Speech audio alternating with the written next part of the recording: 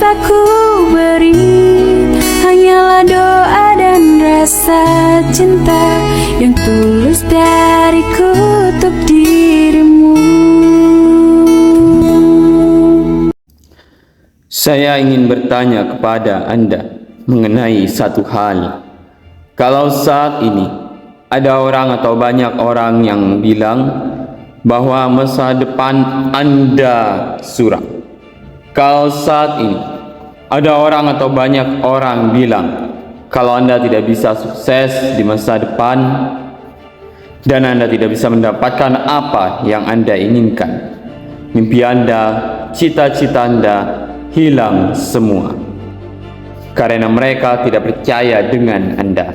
Kalau saat ini ada yang bilang atau bahkan orang terdekat Anda mengatakan Anda tidak akan pernah bisa membanggakan orang tua Anda, pertanyaannya adalah, what the hell do you gonna do after down? What do you gonna do? Ketika Anda mendapatkan itu semua, mendengarkan omongan-omongan hinaan, cacian, makian, what do you gonna do? Because that thing to be also way past 10. My question is, what the hell do you gonna do after down? This is my answer. Fight back. Buktikan kalau mereka salah. Buktikan Anda bisa mencapai apa yang Anda inginkan. Hanya saja masalahnya talking about fight back. Fight back ini gampang diucapin, namun susah untuk dilakukan. Maka dari itu banyak orang yang tidak berhasil karena mereka hanya ngomong doang, bicara saja. Mereka hanya mengatakan I'm fight back, I'm fight back. Mereka hanya mengatakan saja tanpa melakukan apapun. Dengarkan saya. Kalau Anda pikirkan baik-baik, mereka semua yang meremehkan kamu, menghina, mencaci, memaki, membuli, mereka merasa Anda jauh di bawah mereka dan Anda lebih rendah di bawah mereka. Dan seseorang yang menganggap orang lain di bawah mereka adalah seseorang yang merasa dirinya ada di paling atas. Orang-orang yang merasa dirinya ada di paling atas, 99% orang-orang tersebut lengah.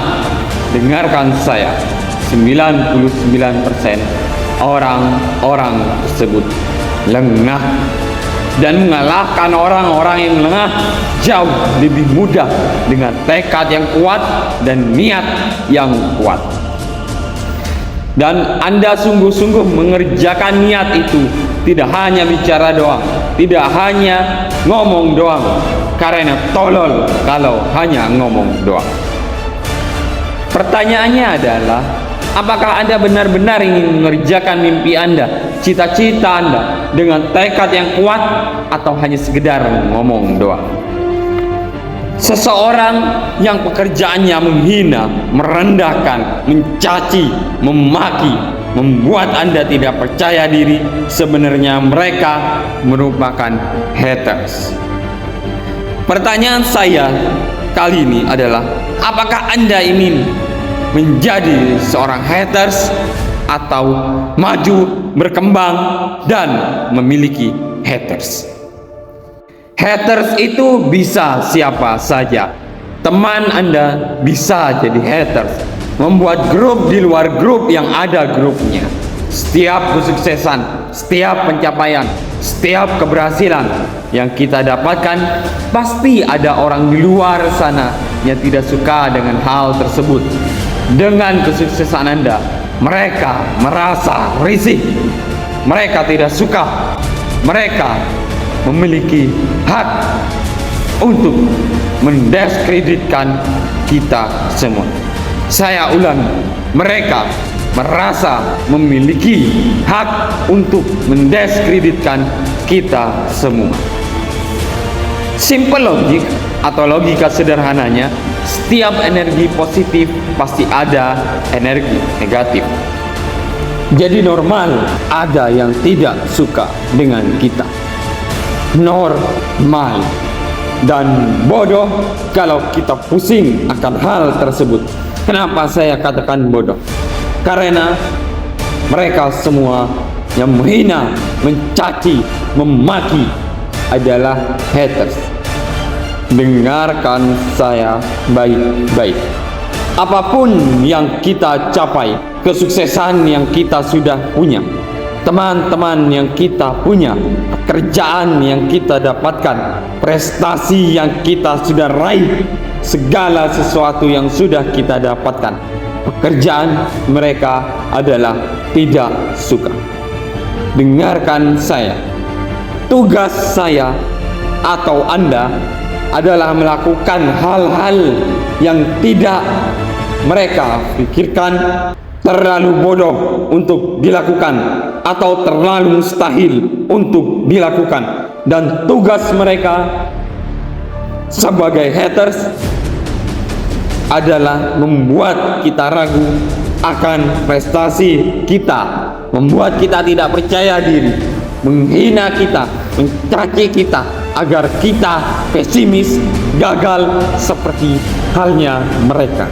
Dunia ini tidak akan ada sebuah pertunjukan kehidupan. Yang membuat haters senang adalah ketika kita mendengarkan apa yang mereka katakan.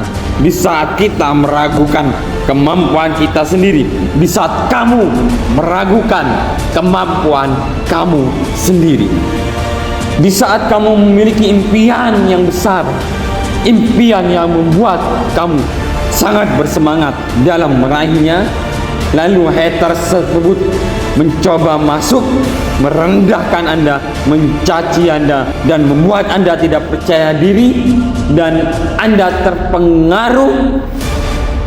Itu adalah tugasnya haters. Kalau Anda sampai terpengaruh, berarti Anda bodoh. Artinya Anda tidak pantas untuk menjadi sukses. Artinya kamu tidak pantas untuk berhasil. Karena kunci keberhasilanmu ketika kamu masih mendengarkan haters, ketika kamu masih mendengarkan orang-orang yang menghina, mencaci, memaki, merendahkan kamu, dan masuk ke otak kamu, Anda tidak yakin akan berhasil. Itu adalah pekerjaan haters. Hidup kita di dunia ini tidak pernah bisa membuat orang lain bahagia atau semua orang suka sama kita. Tidak akan pernah bisa. Bagi orang-orang yang ingin sukses dalam kehidupannya dan di masa depan. Lagi pula, untuk apa kita membuat semua orang itu bahagia?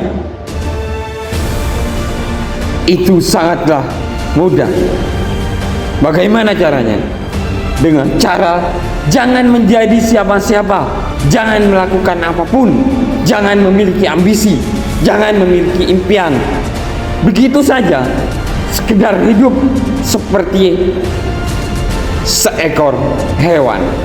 Jangan meraih apapun, maka semua orang akan suka sama kamu, akan respect sama kamu, dan semua orang akan kasihan terhadap kamu. Namun, apakah kamu benar-benar ingin menjadi orang yang biasa-biasa saja, tidak memiliki impian, tidak meraih apapun, tidak memiliki pencapaian? Apakah kamu yakin ingin melakukan hal tersebut? Tidak memiliki tujuan hidup, tidak memiliki dampak terhadap dirimu sendiri. Apakah kamu mau? Maka jangan jadi siapa-siapa. Kesuksesan itu membuat mereka merasa kecil, membuat para haters yang membenci kita merasa kecil. Dan sebenarnya seharusnya kita senang kalau punya haters, karena itu membuktikan bahwasanya bukan kita yang menjadi haters. Kalau kita yang menjadi haters, kita tidak punya apa-apa. Kita Mau punya haters atau menjadi haters? Haters adalah orang yang irasional, bukan rasional.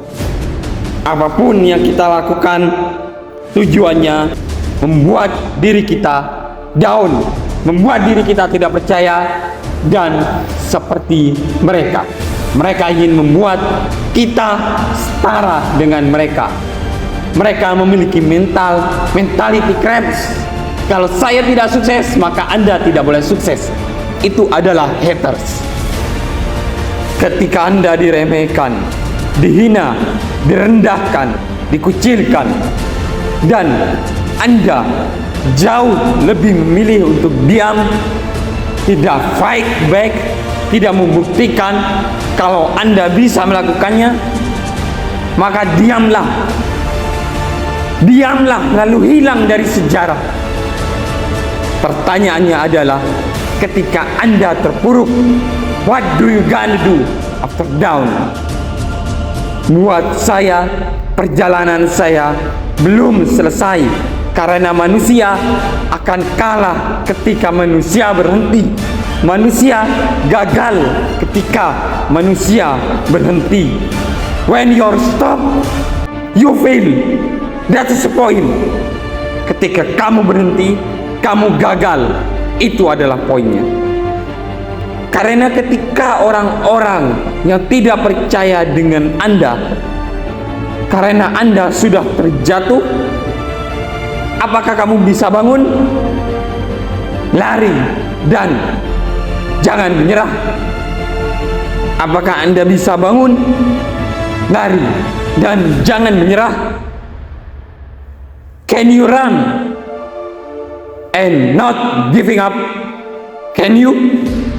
Pertanyaannya yang jauh lebih besar adalah, sebenarnya apa yang terjadi dan dialami oleh seseorang yang dihina, dimaki, dicaci, di mana secara psikologi hal ini dapat terjadi. Seseorang yang diremehkan, direndahkan, dikucilkan bisa meraih banyak prestasi. Apakah dia hebat? Apakah dia luar biasa? Sebenarnya jatuhnya seseorang yang terpuruk tidak membuat trauma pada dirinya. Saya dihina, dicaci, dimaki, direndahkan, namun semua itu tidak membuat saya terpuruk, karena hinaan, cacian, makian membuat adrenalin rush atas kemarahan saya, atas diremehkan saya, atas dikucilnya saya, atas dihinanya saya. Sedangkan orang-orang yang menghina saya, merendahkan saya, berpikiran saya telah jatuh dan mereka menjadi lengah. Saya ulangi, mereka menjadi lengah seperti yang saya katakan sebelumnya.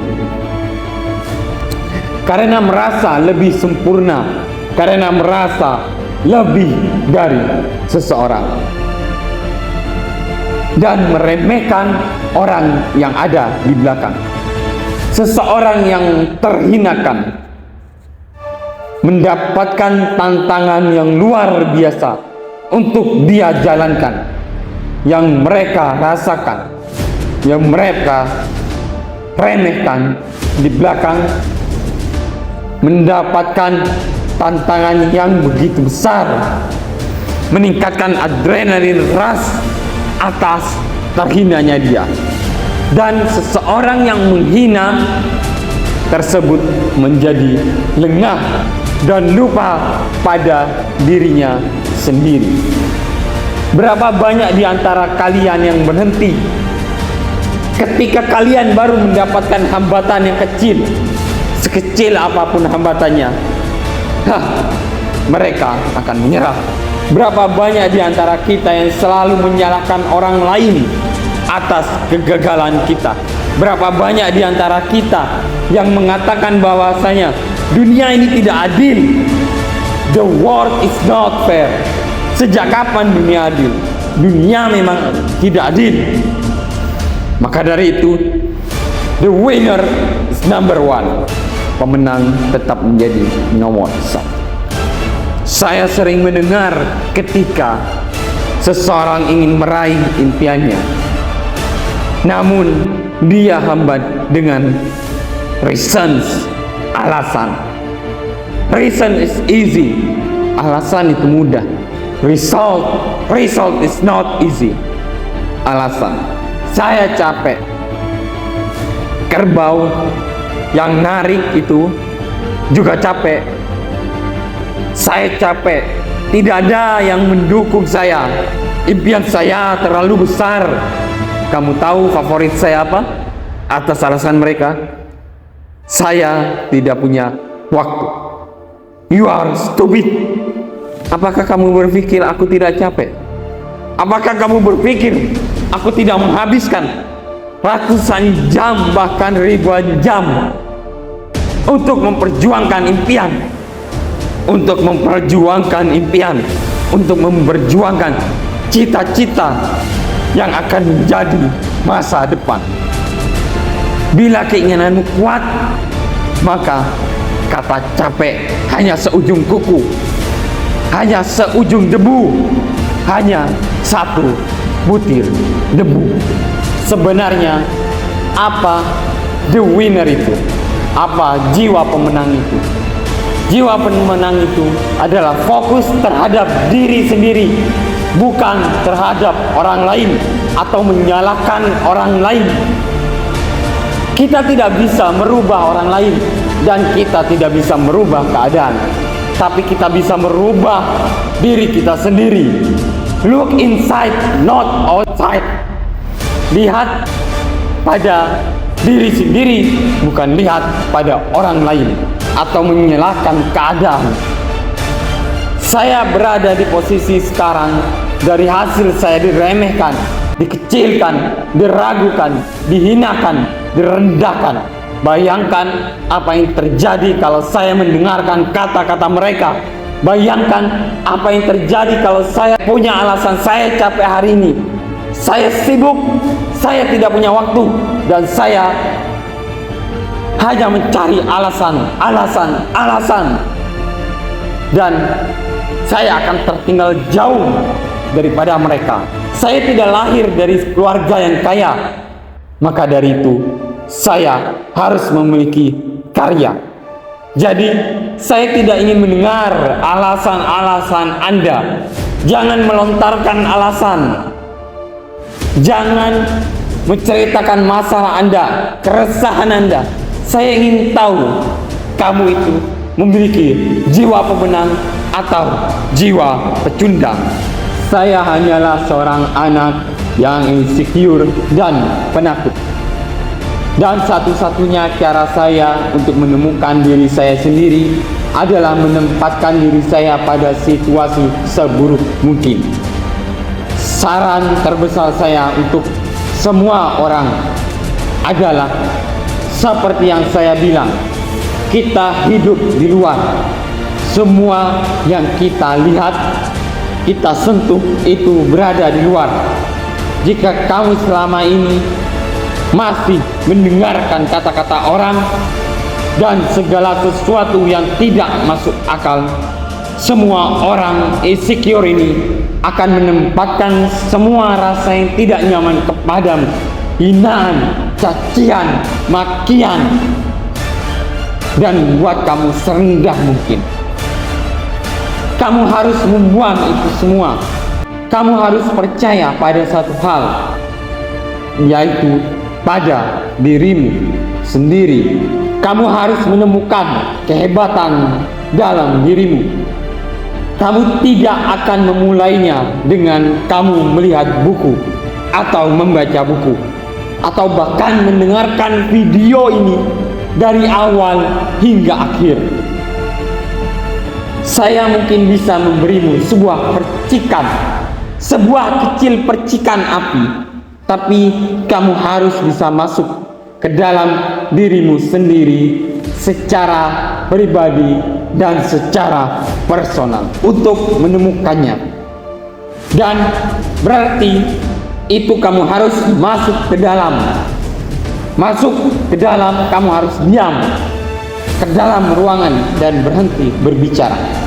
Cari jiwamu, selidiki pikiranmu, cari kemampuanmu, dan kamu akan menemukannya.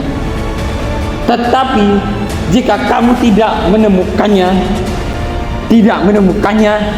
kamu akan terus mencari sampai nyawamu habis, sampai waktumu habis.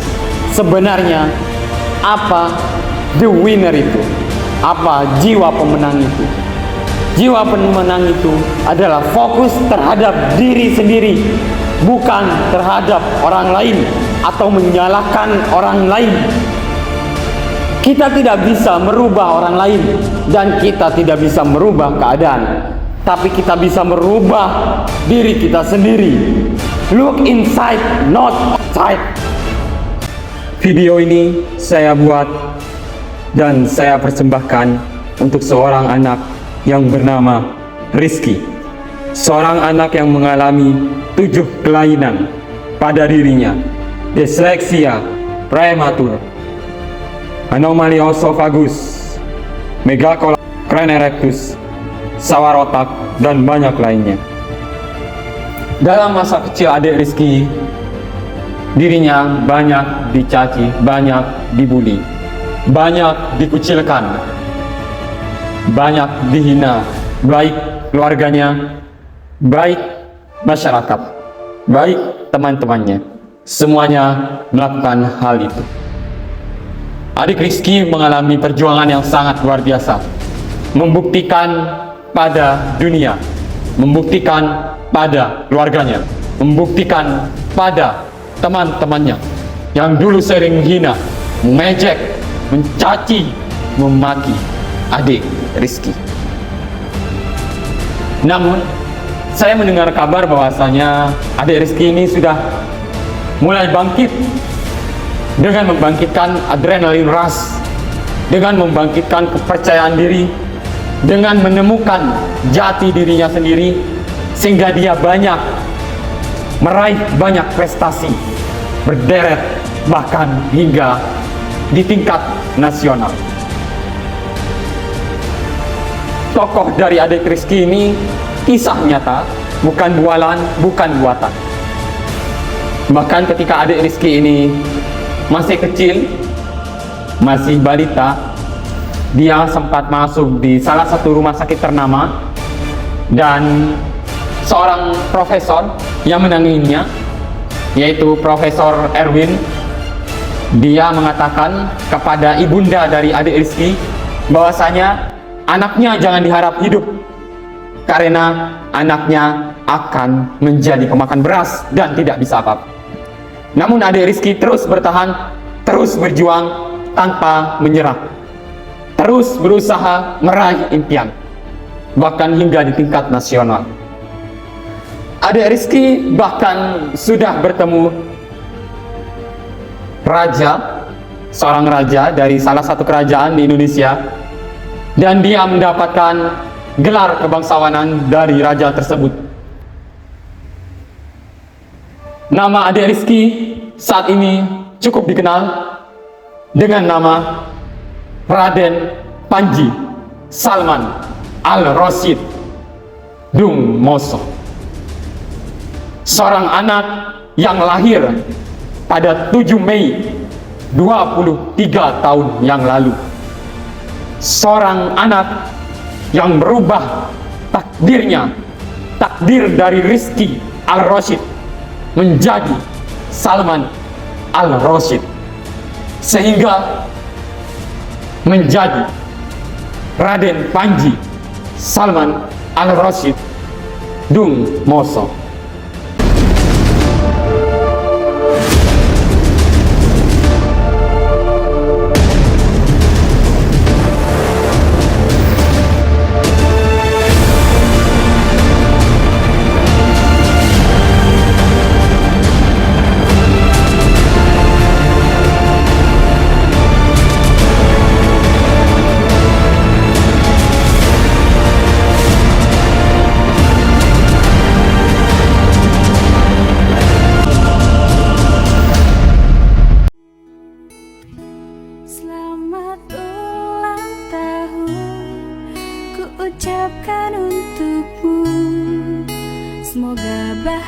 bagaikan mengiringi langkahmu.